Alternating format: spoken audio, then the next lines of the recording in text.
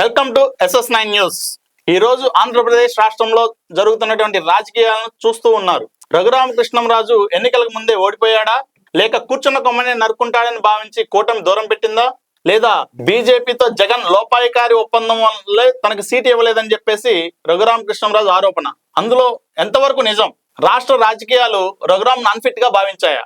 వీటి గురించి మనతో చర్చించడానికి రాజకీయ విశ్లేషకులు సలీం మాలిక్ గారు ఈ రోజు మన స్టూడియోలో ఉన్నారు. నమస్తే సార్. నమస్తే సలీం గారు.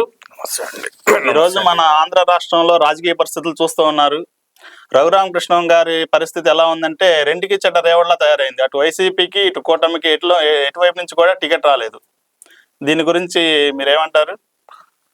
మీరు గత చరిత్రను చూసుకుంటే, రఘురామకృష్ణంరాజు చరిత్రను చూసుకుంటే, డే 1 నుండి అంటే ఆఫ్టర్ కోవిడ్ పరిణామాల తర్వాత అతను వైసీపీ తిరుగుబాటు ఎంపీగా అతను కొనసాగుతున్నాడు. అయితే ఎందుకు తిరుగుబాటు చేస్తా అన్నాడు అనేది వాస్తవమైన పరిస్థితిలో ప్రజలు అర్థం చేసుకోవాలి. అవినీతి అక్రమ సొమ్ము సంపాదించుకోవడానికి జగన్ అవకాశం ఇవ్వలేదని ఆయన తిరుగుబాటు మొదలుపెట్టాడు. జగన్ పైన కేసులు పెట్టడం మొదలుపెట్టాడు. ఆ రోజు నుండి ఈ రోజు వరకు అంటే స్టిల్ ఇప్పుడు మళ్ళా సార్వత్రిక ఎన్నికలు అయిపోయిన తర్వాత మళ్ళా సార్వత్రిక ఎన్నికలు వచ్చేంత వరకు రఘురామకృష్ణంరాజు ఏ ఒక్క రోజు కూడా తన నియోజకవర్గంలో తిరిగిన దాఖలాలు అయితే లేవు. అలాంటి సందర్భంలో రఘురామకృష్ణంరాజుకి నర్సాపురం ప్రజలు ఎట్లా నమ్మాలా, లేకపోతే ఈ వైసీపీ పార్టీ ఎందుకు నమ్మాలా, లేకపోతే కూటమి ఎందుకు నమ్మాలా? మొన్న రీసెంట్గా జరిగిండే కూటమి సభలో తన టికెట్ తానే ప్రకటించుకున్నాడు, నర్సాపురం ఎంపీ అని. అయితే అతను ఎక్కడి నుండి పోటీ చేస్తారు, ఏ జెండా కింద పోటీ చేస్తాడు, ఏ కూటమి కింద పోటీ చేస్తాడు అనేది అతనికి అగమ్య గోచరం. అది ఈరోజు తేట తెల్లం అయిపోయింది. ఉదయాన్నే ప్రెస్ మీట్లో కూర్చొని ఓ అని ఒక ఏడవడం మొదలు పెట్టాడు. ఏమంటే జగన్ వల్లే నాకు ఈ నష్టం అంతా జరిగింది అని. ఈ నష్టం అతను చేసుకున్న నష్టం. అది కారణం ఏమంటే అతను ఏ కూటమి నుండి అయితే పోటీ చేయాలనుకున్నారో, ఏ కూటమిని అయితే నమ్ముకున్నాడో ఆ కూటమి అతను హక్కు చేర్చుకోలేదు. కారణం ఏమంటే అతను ఎక్కిన కొమ్మనే నరుకుతాడనేది చంద్రబాబు నాయుడుకి, బీజేపీకి, పవన్ కళ్యాణ్కి తెలుసు. ఈ సందర్భంలో చెప్పాల్సింది ఏమంటే భవిష్యత్ రాజకీయాల్లో మరో రఘురామరాజుగా పవన్ కళ్యాణ్ గారిని మిగులొచ్చు. కారణం ఏమంటే వాళ్ళంతకు గతంలో చంద్రబాబు నాయుడిని అరెస్ట్ చేసిన రోజు జైలు నుండి పోయి వచ్చి ఎవరికి సంబంధం లేకోకుండా, అంటే ఒక పార్టీలో ఒక డెమోక్రటిక్ చర్చ లేకోకుండా, ఒక ప్రజాస్వామ్య బంధం కాకోకుండా తెలుగుదేశం పార్టీతో పొత్తులో పోతా అన్నాము అన్నాడు. ఒంటరిగా డెసిషన్ తీసేసుకున్నారు. అంటే ఆ ఒంటరిగా డెసిషన్ తీసుకోవడం వల్ల ఏమవుతుందంటే పార్టీలో ఒక ప్రజాస్వామ్య విలువలు వెళ్ళిపోతున్నాయి. అది ఒక్క వ్యక్తికి సంబంధించింది కాదు, కూటమి సంబంధించి. అలా జత కట్టాలంటే కనీసం 2వ స్థాయినో 3వ స్థాయి కార్యకర్తలతోనో నాయకులతోనో చర్చించి అయ్యా ఇది చేస్తా అన్నామని. అంటే దీనికి కారణం ఏమంటే కూటమిని అంతా నడుపుతా ఉండేది చంద్రబాబు నాయుడు అనేది ఒక ప్రజల్లో ఉండే అనుమానం. ఏమంటే ప్రతిదీ చంద్రబాబు నాయుడు చెప్పినట్లే జరిగిపోతుంది. చంద్రబాబు నాయుడు అందరికి ప్రజలందరూ చూస్తున్నారు కదా, ఏ డెసిషన్ తీసుకోవాలన్నా కానీ పవన్ కళ్యాణ్ గారు చంద్రబాబు నాయుడు సంప్రదించండి, ఎటువంటి డెసిషన్ తీసుకోలేకపోతున్నారు. అది ఒకటైతే, రెండోది ఏమంటే చంద్రబాబు నాయుడు ఏ విధంగా అయితే రాజకీయ పార్టీకి అంటే తన తెలుగుదేశం పార్టీకి అచ్చెన్నాయుడిని అధ్యక్షుడిగా పెట్టాడో అదే విధంగా జనసేన పార్టీకి పవన్ కళ్యాణ్ అధ్యక్షుడిగా పెట్టాడు. ఆ విధంగా అది గడిచిపోతుంది. ఈ క్రమంలో వీళ్ళిద్దరే ఎక్కువ అనుకుంటే 3వ కోతిగా రఘురామకృష్ణంరాజు వాళ్ళ మధ్య జాయిన్ అయ్యి నేనే ఇది చేసేస్తాను అని ఇది చేసుకున్నారు. అయితే కూటమి ధర్మం వాళ్ళు పాటించినారు. ఏమంటే ఇతను ఏ పార్టీలో చేరలేదు, ఇండివిజువల్ గానే ఉన్నాడు. అంటే నాకు బీజేపీ ఇస్తుంది, టీడీపీ ఇస్తుంది, జనసేన ఇస్తుంది, సభ్యత్వం తీసుకోకుండా ఏ పార్టీ కండువా కప్పుకోకుండా సాక్షాత్తు ప్రధానమంత్రి వచ్చిన రోజే తన సీట్ని తానే అనౌన్స్ చేసుకోవడం, నాదే అది నర్సాపూర్ అని చెప్పడము తేట తెల్లం అయిపోయింది. ఇప్పుడు ఏమైపోయింది అతని పరిస్థితి? రెండిటికి చెడ్డ రేవడి మాదిరికి తయారైంది. ఈరోజు ఉదయమే ప్రెస్ మీట్ పెట్టి జగనే నాకు కూటమితో ఇన్ఫ్లుయెన్స్ చేసి, బీజేపీ వాళ్ళని ఇన్ఫ్లుయెన్స్ చేసి టికెట్ రాకోకుండా చేసినారు అంటున్నాడు. వాస్తవంగా అదే జగన్ అట్లా చేసి ఉంటే అతను తిరిగేవాడా ఢిల్లీ వీధుల్లో? కాకపోతే వాస్తవమైన పరిస్థితి ఏమంటే అతను అవినీతి సామ్రాజ్యాన్ని జగన్ ప్రశ్నించినాడు కాబట్టి ప్రశ్నించకూడదు అని. అయితే ఈ రాష్ట్రంలో అనైతికమైన రాజకీయాలు చేయడానికి ప్రస్తుతం అవకాశం లేదు. ఎందుకంటే రాజకీయాలు చేయాలనుకుంటే నైతికతతోనే ఉంటేనే రాజకీయాలు చేయాలా, లేకపోతే బయటికి వెళ్ళిపోండి. ధన ప్రభావము ఈ రాబోయే రోజుల్లో రాజకీయాల్లో చివరికి ఈ ఎలక్షనే చివరి ఎలక్షన్ ఉంటుంది. ధన ప్రభావంతో రాబో రోజుల్లో సామాజిక స్పృహతో రాజకీయాలు నడుస్తాయనేది గట్టి నమ్మకం. ఈ రోజు ప్రెస్ మీట్ లో మరి ఆయన ఆవేదన వేదన ప్రజలు ఎంతవరకు రిసీవ్ చేసుకుంటారు? అదే ఒక ఏం మిగిలిపోతాడంటే చివరికి ఒక మిగిలిపోయినాడు అతను. ఎట్లా మిగిలిపోయినాడంటే దేనికి పనికి రాకోకుండా రాష్ట్ర రాజకీయాల్లో ఎటువంటి నిబద్ధత లేని వ్యక్తిగా, ఏ రాజకీయ పార్టీకి అవసరం లేని వ్యక్తిగా చివరికి మూలన పడిపోయే పరిస్థితి వచ్చింది. అంటే ఒక రకంగా అయితే రస్ట్ అంటారే, ఆ రస్ట్ మాదిరిగా మిగిలిపోయినాడు. ఇప్పుడు గతంలో వైఎస్ఆర్సీపీ నుంచి ఎంపీగా గెలిచిన రఘురామ్ తిరిగి జగన్ మీదే కేసులు పెట్టారు.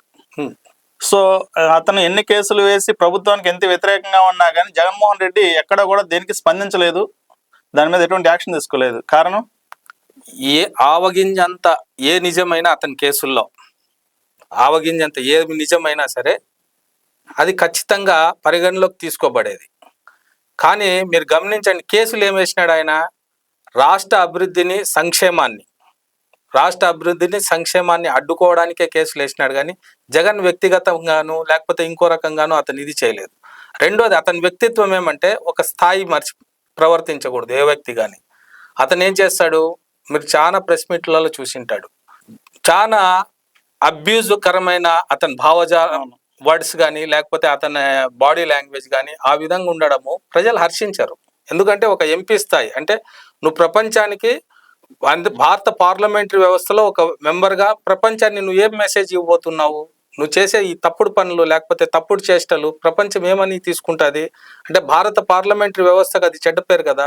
అందుకని ఖచ్చితంగా ఇతను చేసిండే తప్పు కాబట్టి ప్రజలు ఇతన్ని చీదరించుకున్నారు, దూరం పెట్టినారు. ప్రజలు చీదరించుకున్నారన్న విషయం కూటమి తెలుస్తుంది కాబట్టి దూరం పెట్టినారు. మీరు కూటమి దూరం పెట్టిందన్నారు. ప్రస్తుతానికి ఎంపీ టికెట్ ఇవ్వలేదు, కానీ ఉండి నుంచి ఎమ్మెల్యే టికెట్ ఇచ్చినా పోటీ చేయడానికి రెడీగా ఉన్నాను అన్నట్లు సంకేతాలు వస్తున్నాయి. ఆ సంకేతాలు ఉదయం నుండి ఇస్తా అన్నారు. ఏ పార్టీ తరఫున ఇస్తా అన్నారు అనేది అది ఒక కూటమి నుంచే రావచ్చు. ఎందుకంటే వైసీపీకి రెబల్ గా ఉన్నారు ఎంపీ. కూటమిలో కానీ ముగ్గురు ఉన్నారు కదా, ఈ ముగ్గురులో ఏ పార్టీ నుండి అనేది తెలుగుదేశం వైపు నుంచి ఎదురు చూస్తూ ఉన్నారు. యాక్చువల్ గా ఆయన చేసిండేదంతా తెలుగుదేశంకే ఊడిగం చేసిండేది, తెలుగుదేశంకే పని చేసినారు. తెలుగుదేశం న్యాయంగా అయితే తెలుగుదేశం వల్లే వాళ్ళకి టికెట్ ఇవ్వాల. అయితే ఎమ్మెల్యే టికెట్ తీసుకుంటే అతను రేపు పొద్దున్న ఎమ్మెల్యేగా ఒకవేళ గెలిచినా కానీ రాష్ట్రంలో జగన్ని ఫేస్ చేయగలుగుతాడా? జగన్ని ఫేస్ చేసే పరిస్థితి ఉందా? ఇప్పటికీ ఈ నియోజకవర్గంలోకి రాలే అతను. అంటే రేపు ఈ కూటమి గెలిచినా పర్వాలేదు, కానీ అయినా అతను ముందు ప్రజల్లో ఫేస్ చేయాలి కదా. అతని నియోజకవర్గంలో అతను గెలవడం అనేది ఇంకోటి. అతని టికెట్ తెలుగుదేశం కూడా నేను అనుకున్నంత తెలుగుదేశం కానీ అతనికి టికెట్ ఇచ్చి ఎంకరేజ్ చేస్తుందని నేను అనుకోవట్లా. నియోజకవర్గంలో ఇప్పుడు చాలా మంది పోటీ చేస్తున్నారు. ఇప్పుడు పోటీలన్నీ కూడా అలాగే ఉన్నాయి. అన్ని పార్టీలు కూడా ఆ నియోజకవర్గంతో సంబంధం లేకుండా వేరే చోట పోటీ చేస్తున్నారు. అది స్వేచ్ఛ అది. కానీ చెప్పేసి ఇప్పుడు ఉండి నుంచి రఘురామ కృష్ణరాజు గెలవనంటారా? మీకు ఇక్కడ ఒక అభ్యంతరం ఏమంటే ఎవరు ఎక్కడి నుండైనా పోటీ చేయొచ్చు. ఈ రాష్ట్రంలో ఎవరు ఎక్కడి నుండైనా స్వతంత్రం ఉంది. ఎంపీ అయితే దేశంలో మీరు ఎక్కడైనా పోటీ చేయొచ్చు. రాజ్యాంగం మనకి ఇచ్చిన హక్కు అది. అయితే ఎవరు ఎక్కడి నుండి పోటీ చేసినా నియోజకవర్గాలు మారినా ప్రధానమైన ఆశయం అంటే గెలుపు గుర్రాలు. పార్టీలు చేసేది గెలుపు గుర్రాలు. అలాంటిది ఓడిపోయే గుర్రాన్ని, కుంటి గుర్రాన్ని ఎందుకు తీసుకుంటారు తెలుగుదేశము? అంటే రాష్ట్రంలో రఘురామ్కి సపరేట్ గా మార్క్ అంటూ ఏం లేదంటారా? ఇప్పుడు నాకు తెలిసినంత మటుకు రఘురామ కృష్ణంరాజు భవిష్యత్తు శూన్యమే. రాజకీయాలకు దూరంగా ఉండాల్సిందే. ఎందుకంటే ఎప్పుడైతే మీరు ప్రజా అభిష్టానికి వ్యతిరేకంగా 4-5 ఏళ్ళు ప్రవర్తించినారో, లేదంటే ప్రజాభిష్టానికి వ్యతిరేకం కాకోకుండా మరి ప్రజాభిష్టంతో మనుగడ కాకోకుండా మీరు వ్యతిరేకంగా ఉన్నారు కాబట్టి మీకే అవకాశాలు లేవు. ప్రజాభిష్టానికి వ్యతిరేకంగా మీరు అంటున్నారు. ఇప్పుడు అపోజిషన్ పార్టీ వాళ్ళందరూ కూడా ప్రజాభిష్టానికి వ్యతిరేకం కదా. ఒక పార్టీలో ఉండి చెయ్యి. నువ్వు గెలిచి రెబల్ నువ్వు గెలిచినావు యా సింబల్ పైన, వైఎస్ఆర్సీపీ పైన గెలిచినావు. నువ్వు రాజీనామా చేసి ఉండాల్సింది. ఎంపీగానే రాజీనామా చేసి నువ్వు ఏదైనా పార్టీలోకి పోయి ఉండాల్సింది. దాంట్లో డౌట్ లేదు. వైఎస్ఆర్సీపీ నుండి చాలా మంది ఎమ్మెల్యేలు రెబల్ గా వేరే పార్టీలోకి చేరినారు, అవును. దాన్ని నో అనలేదు కదా, హర్షిస్తారు. ఇప్పుడు టీడీపీ నుండి వైసీపీలోకి వచ్చినారు, హర్షిస్తారు. కానీ నువ్వు నేను వైఎస్ఆర్సీపీ ఎంపీనే అని మాట్లాడడము అనైతికత కదా. ఆ అనైతికతని నువ్వు ఇది చేసుకోకూడదు. సో ఫైనల్ గా మన రాష్ట్ర రాజకీయాల్లో రఘురాం పరిస్థితి ఏమంటారు? రఘురామ కృష్ణంరాజు భవిష్యత్ శూన్యమే అండి, ఇంకేముండదు. శూన్యం అని మీరు ఎలా అంటారండి? ఈ శూన్యమే రేపు సూర్యకిరణమై ఉదయించి వెలుగును ప్రసాదించవచ్చు కదా. వెరీ గుడ్, మీరు మంచి మాట అన్నారు. మీరు గమనించాల్సిందంటే రాజకీయాల్లో హత్యలు ఉండవు, ఆత్మహత్యలే ఉంటాయి. రఘురామ కృష్ణంరాజు 4 ఏళ్ల కిందటే ఆత్మహత్య చేసుకున్నాడు రాజకీయాల్లో. అలాంటి సమయంలో ఇంక భవిష్యత్ ఏముంటుంది? ఇప్పుడు ఆయన ఒకవేళ మీరు చెప్పినట్ల లేకపోతే మీరు అనుకున్నట్ల ఇండిపెండెంట్ గా పోటీ చేయొచ్చు, అధిక మెజారిటీతో గెలవచ్చు, ఇండిపెండెంట్ గా పోటీ చేస్తాం. రేపప్పుడు ఆయన ఎంపీ టికెట్ వేరే పార్టీ ఎవరైనా ఆహ్వానించవచ్చు. రాష్ట్ర రాజకీయాలు కాదు, దేశ రాజకీయాల్లో మీరు గమనించాల్సిన అంశం ఏమంటే మొత్తం దేశవ్యాప్తంగా సింబల్డ్ బేస్ ఎన్నికలు, అంటే గుర్తుకు సంబంధించిన ఎన్నికలే జరుగుతున్నాయి. అంటే ఒక వ్యక్తి ఇండిపెండెంట్ గా రాణించాలంటే అది చాలా ఇది ఉండాలి. రఘురామ కృష్ణంరాజుకి అది ఉందని నేను అనుకోవట్లే. ఎంపీ స్థానానికి ఓకే, మీరు పోనీ ఎమ్మెల్యేగా ఇండిపెండెంట్ గా పోటీ చేసి గెలవచ్చు కదా. వన్స్ ప్రజలు తిరస్కరించిన తర్వాత మళ్ళా దాన్ని అంగీకరించడం చాలా కష్టం. అతని నియోజకవర్గం మార్చుకున్నా ఏం చేసుకున్నా గానీ ప్రజలు తిరస్కరించారని ఎక్కడా లేదు. ఇక్కడ మీరు ప్రజలు తిరస్కరించారని ఎలా అంటారు? ఇక్కడ పార్టీలు తిరస్కరించినాయి, కూటమి ఇవ్వలేదు, ఇటు వైసీపీ ఇవ్వలేదు టికెట్. ప్రజలు తిరస్కరించలేదు కదా. ఇంకా ఆయన పోటీ చేస్తే కదా ప్రజలు తిరస్కరించారా లేదా అని చెప్పి తెలిసేది. మీరు ఉదయం లేచినప్పటి నుండి మీ నియోజకవర్గాల వారీగా వైసీపీ పార్టీ తరఫున కానీ లేకపోతే టీడీపీ పార్టీ తరఫున కానీ ఫోన్లు వస్తూ ఉంటాయి. ఏమంటే మీకు ఫలానా క్యాండిడేట్ మంచోడా, ఏ క్యాండిడేట్ అయితే బాగుంటుందా అని. IVR calls. ఈ ఐవీఆర్ కాల్స్లో టీడీపీ పార్టీ కానీ బీజేపీ కానీ జనసేన కానీ ఎక్కడ కానీ రఘురామ కృష్ణంరాజు పేరు ప్రస్తావించినట్లు లేదు. పేరు ప్రస్తావించలేదంటే వాళ్ళకి ఆల్రెడీ ముందు ఆయనకి టికెట్ ఇవ్వడం ఇష్టం లేదు కాబట్టే కదా ఇంకా ఐవీఆర్ కాల్స్ లో అతని పేరు పెట్టలేదు. అయితే పొలిటికల్ పార్టీలు ఫస్ట్ ప్రజాభిష్టాన్ని తీసుకుంటాయనేది వాస్తవమా? ఓకే, అంతటి వాస్తవం ఉన్నప్పుడు అతని పేరు పెట్టినప్పుడు ఐవీఆర్ కాల్స్ లో ఇంకా ప్రజాభిష్టానికి వ్యతిరేకంగా పోవడమే తప్ప వ్యతిరేకంగా పోయి అక్కడికి టికెట్ పేరు పెడితే కదా ఐవీఆర్ కాల్స్ లో రఘురామ కృష్ణరాజు పేరు పెడితే కదా. అంటే పార్టీలే మర్చిపోయినారంటే ఇంకా జనం మర్చిపోయినట్లే కదా. ఫైనల్ గా రఘురామ కృష్ణంరాజు భవిష్యత్తు లేదు అంటారు ఆంధ్రప్రదేశ్ రాష్ట్ర రాజకీయాల్లో. రేపు గెలిస్తే ఏంటి పరిస్థితి?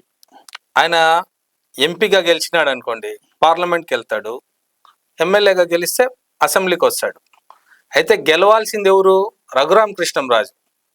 గెలవాలంటే అతను చేయాల్సింది ఏదో ఒక కూటమిలో ఎవరో ఒకరి పార్టీ టికెట్ ఇవ్వాల.